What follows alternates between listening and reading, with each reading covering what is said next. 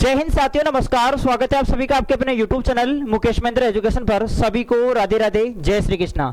तो प्यारे विद्यार्थियों, आज हम बात करेंगे कक्षा 12 पॉलिटिकल साइंस का चैप्टर नंबर आपके सामने दूसरा रहने वाला है, एक दल के प्रभुत्व का दौर।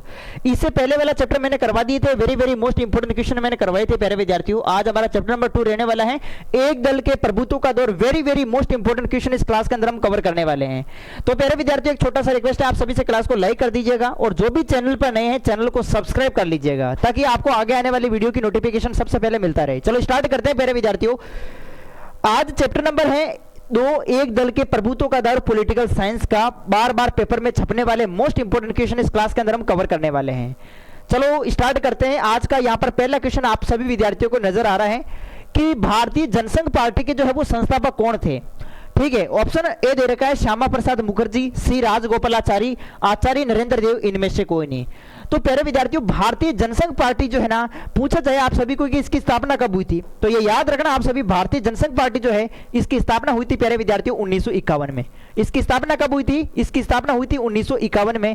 और यहाँ पे पूछा आपको इसके संस्थापक कौन थे, आप सभी ने इसका आंसर किया होगा प्यारे विद्यार्थियों। बिल्कुल, अगर आपने इसका आंसर किया है श्यामा प्रसाद मुखर्जी तो आप सभी का राइट है, इसका ऑप्शन ए हो जाएगा। क्या हो जाएगा? Option A, Shyama Prasad Mukherjee. भारतीय जनसंघ पार्टी की स्थापना 1951 के अंदर हुई थी। और प्रिय विद्यार्थियों, भारतीय जनसंघ पार्टी की जो प्रमुख विचारधारा थी वो क्या थी? इसकी प्रमुख विचारधारा थी कि पाकिस्तान को भारत में मिलाओ और एक अखंड भारत बनाओ।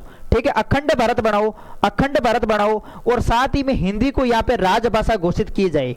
हिंदी को कौन सी भाषा? राजभाषा घोषित किया जाए और अंग्रेजी भाषा का बहिष्कार किया जाए। एक देश को अपनाओ, एक देश को अपनाओ, एक राष्ट्र को अपनाओ।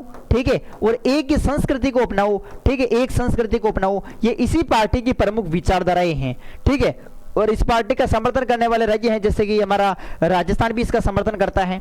ठीक है नहीं, यूपी भी करता है, एमपी भी करता है, दिल्ली भी करता है। इस पार्टी का प्रमुख समर्थन जनसंघ पार्टी का। ठीक, बीजेपी पार्टी का जो उद्भव है वो इसी से हुआ है। तो ये ध्यान रखना आप सभी। बिल्कुल प्यारे विद्यार्थियों, अगर आपने ऑप्शन ए किया है श्यामा प्रसाद मुखर्जी तो आप सभी का राइट है। और ध्यान रखे यहाँ पे जो स्वतंत्र पार्टी, प्रिय विद्यार्थियों, स्वतंत्र पार्टी पूछे कि स्वतंत्र पार्टी के संस्थापक कौन है, तो स्वतंत्र पार्टी के संस्थापक है सी राजगोपालाचारी। अगर मैं कहूं कि सोशलिस्ट पार्टी के संस्थापक कौन है प्यारे विद्यार्थियों, सोशलिस्ट पार्टी के, तो सोशलिस्ट पार्टी के संस्थापक है यहाँ पर आचार्य नरेंद्र देव। बिल्कुल, इसका जो राइट आंसर होगा वो होगा ऑप्शन ए, यानी कि श्यामा प्रसाद मुखर्जी। बिल्कुल प्यारे विद्यार्थियों, आप सभी ने सही किया है। नेक्स्ट अगला दूसरा क्वेश्चन हमारे सामने है।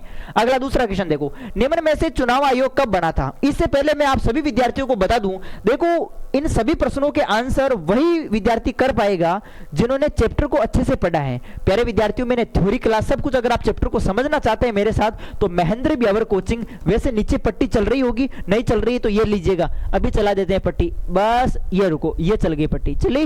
हाँ, तो महेंद्र, नीचे मेरे व्हाट्सएप नंबर भी आपको नजर आ रहे हैं, व्हाट्सएप पर आप मैसेज कर सकते हैं। बाकी महेंद्र ब्यावर कोचिंग, महेंद्र ब्यावर कोचिंग ये अपना ऐप है, प्ले स्टोर से आप डाउनलोड कर लीजिएगा। और कंप्लीट तैयारी जो है वो अपने ऐप पर चल रही है। वहां पर आपको इसी फॉर्मेट में हस्तलिखित नोट्स कोर्स के अंदर फ्री है। ठीक है, और बाकी आप चाहते हैं तो बुक भी मंगवा सकते हैं, मेरी बुक भी है प्यारे विद्यार्थियों। अगर आप घर पर मंगवाना चाहते हैं पॉलिटिकल साइंस के नोट्स बुक, आप इसको पढ़कर बोर्ड एग्जाम में टॉप कर सकते हैं। ये देखिएगा मेरे द्वारा तैयार ये बुक है, राजनीतिक विज्ञान की हस्तलिखित नोट्स बुक।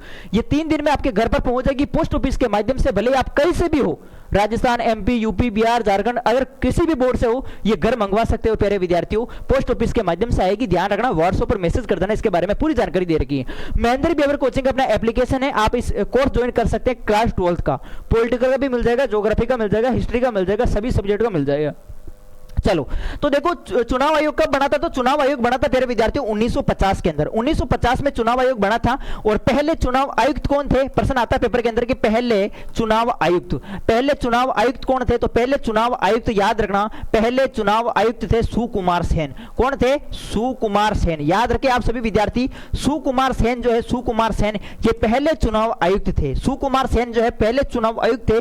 चुनाव आयोग बना था 1950 के अंदर। और पहला आम चुनाव कब हुआ था प्यारे विद्यार्थियों? पहला आम चुनाव कब हुआ था? दूसरा कब हुआ था? तीसरा कब हुआ था? यह प्रश्न इंपॉर्टेंट है, ध्यान रखना। पहला, दूसरा, तीसरा। पहला हुआ था 1952 के अंदर पहला आम चुनाव, दूसरा 1957 में हुआ था, और तीसरा याद रखना 1961 के अंदर हुआ था, 1962 में। ठीक है, तो इस प्रकार से आप सभी विद्यार्थी ध्यान रखना प्यारे विद्यार्थियों, ये 3 जो है वो चुनाव हुए थे। ठीक है नहीं, चलो 61-62 याद रखें आप सभी। तीसरा, स्वतंत्र भारत के प्रथम शिक्षा मंत्री कौन थे? स्वतंत्र भारत के प्यारे विद्यार्थियों प्रथम शिक्षा मंत्री कौन थे? आप सभी को बताना है। पंडित जवाहरलाल नेहरू, मौलाना अब्दुल कलाम आजाद, डॉक्टर राजेंद्र प्रसाद या इनमें से कोई नहीं। तो स्वतंत्र भारत के यहाँ पर प्रथम शिक्षा मंत्री पूछा जा रहा है, तो स्वतंत्र भारत के प्यारे विद्यार्थियों प्रथम जो शिक्षा मंत्री थे वो यहाँ पे थे मौलाना अब्दुल कलाम आजाद। बाकी हमारे भारत के प्रथम जो प्राइम मिनिस्टर थे, भारत के प्रथम जो प्रधानमंत्री थे वो कौन थे? पंडित जवाहरलाल नेहरू। और यहाँ पे स्वतंत्र भारत के प्रथम शिक्षा मंत्री ध्यान रखना मौलाना अब्दुल कलाम आजाद हो जाएगा। बाकी राजेंद्र प्रसाद प्रिय विद्यार्थियों ये हमारे भारत के जो है प्रथम जो है वो राष्ट्रपति थे। भारत के प्रथम राष्ट्रपति कौन थे? तो भारत के प्रथम राष्ट्रपति याद रखना डॉक्टर राजेंद्र प्रसाद थे। बिल्कुल प्यारे विद्यार्थियों, अगर आपने बी आंसर किया है तो आप सभी का राइट है। और यही से एक प्रश्न बनता है प्यारे विद्यार्थियों कि स्वतंत्र भारत के प्रथम शिक्षा मंत्री और स्वतंत्र भारत के प्रथम स्वास्थ्य मंत्री। अगर यहां पर देखो शिक्षा मंत्री की जगह आपको पूछे कि स्वास्थ्य मंत्री कौन थे, स्वतंत्र भारत के प्रथम स्वास्थ्य मंत्री, तो आपको याद रखना राजकुमारी अमृत कौर। राजकुमारी अमृत कौर, ठीक है, ये स्वतंत्र भारत की जो है प्रथम स्वास्थ्य मंत्री थी, राजकुमारी अमृत कौर। ये प्रश्न भी आप सभी को याद रखना है। बिल्कुल प्यारे विद्यार्थियों, अगर आपने बी आंसर किया है तो आप सभी का राइट है। नेक्स्ट क्वेश्चन की बात करते हैं। स्वतंत्र भारत के प्रथम संचार मंत्री कौन थे? संचार मंत्री, कानून मंत्री कौन थे? अब्दुल कलाम आजाद, श्यामा प्रसाद मुखर्जी, सी राजगोपालाचारी या रफी अहमद किदवई। तो प्यारे विद्यार्थियों आपको अच्छे से नजर आ रहा होगा, नहीं आ रहा तो ये लीजिएगा। बिल्कुल अगर आपने डी आंसर किया है रफी अहमद किदवई तो आप सभी का राइट है, ऑप्शन डी हो जाएगा। ठीक है, चलो नेक्स्ट अगले क्वेश्चन की ओर चलते हैं। इंडिपेंडेंट लेबर पार्टी के संस्थापक कौन थे? जवाहरलाल नेहरू, मोरारजी देसाई, सरदार वल्लभ भाई पटेल या फिर बी आर अंबेडकर। आप सभी को नजर आ रहा होगा प्यारे विद्यार्थियों, देखिएगा प्रश्न को अच्छे से पढ़िएगा।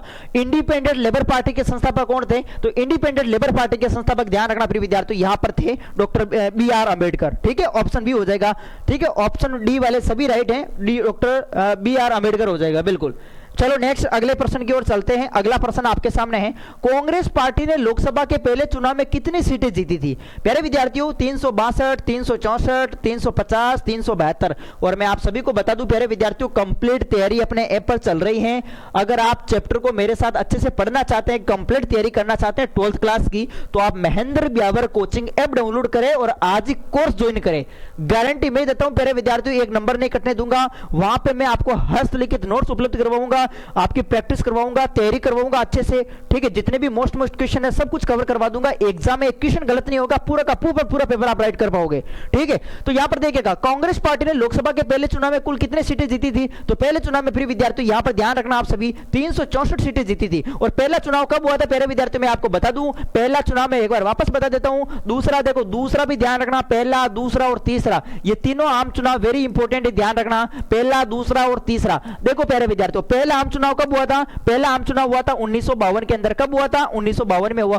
दूसरा कब हुआ? 1957 के अंदर हुआ। तीसरा कब हुआ? 1962 में नहीं हुआ, तीसरा हुआ 1961 में।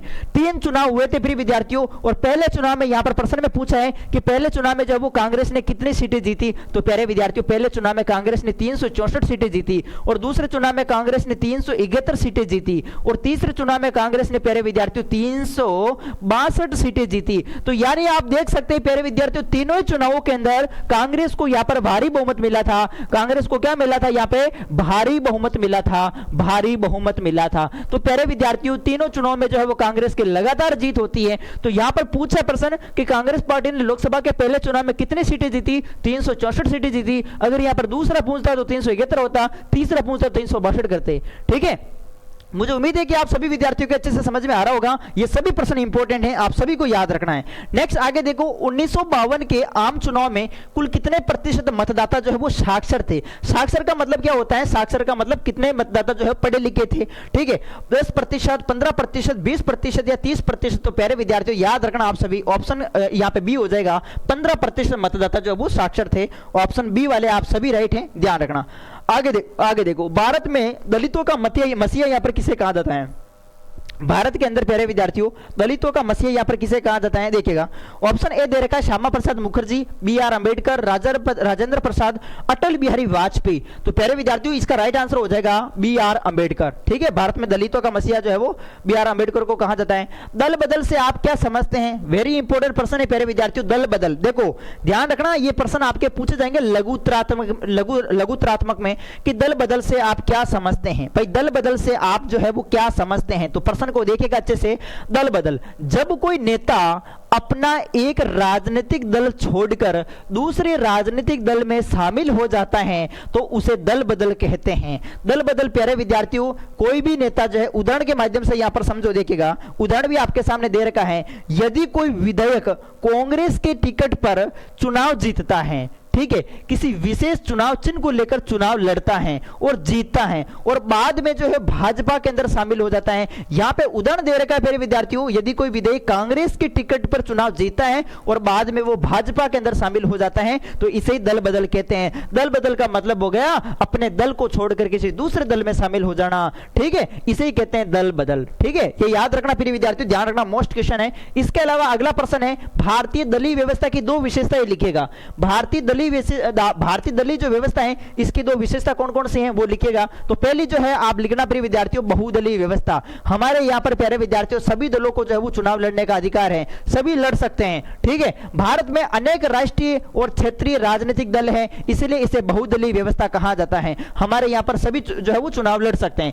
अगला है दूसरा पॉइंट, आप याद रखना, पहली तो हो जाएगी बहुदलीय व्यवस्था, दूसरा क्षेत्रीय दलों का महत्व। भारत में कई क्षेत्रीय दल अपने अपने राज्यों में प्रभावशाली हैं और कई बार केंद्र सरकार बनाने में भी महत्वपूर्ण भूमिका निभाते हैं। कई बार क्या होता है प्यारे विद्यार्थियों, जैसे कि बड़ी बड़ी पार्टियां हमारे सामने अभी प्रेजेंट में कांग्रेस पार्टी है, भारतीय जनता पार्टी है, बीजेपी, ठीक है, अगर इनको इन दोनों में से किसी को अगर भारी बहुमत नहीं मिलता है, अगर इनको ये सत्ता में नहीं है, यानी बहुमत नहीं मिल पाता है, तो बहुत सारे जो है वो छोटे छोटे क्षेत्रीय दल मिलकर जो है वो दल बदल यानी गठबंधन की एक सरकार बनती है। तो आप याद रख सकते हैं प्रिय विद्यार्थियों, क्षेत्रीय दलों का भी यहाँ पर महत्वपूर्ण योगदान रहता है। तो पहला पॉइंट ये हो जाएगा बहुदलीय व्यवस्था, दूसरा हो जाएगा क्षेत्रीय दलों का महत्व। यानी प्यारे विद्यार्थियों ध्यान रखना, भारतीय दलीय व्यवस्था में ये दोनों पॉइंट आपको यहाँ पर लिखने हैं। इसके अलावा नेक्स्ट प्रश्न है आपके सामने, बहुदलीय व्यवस्था से आप क्या समझते हैं। अभी तो हमने समझा प्रिय विद्यार्थियों, बहुदलीय व्यवस्था यानी जिस व्यवस्था में दो से अधिक राजनीतिक दल चुनाव लड़ते हैं और सरकार बनाने में भाग लेते हैं उसे बहुदलीय व्यवस्था कहा जाता है।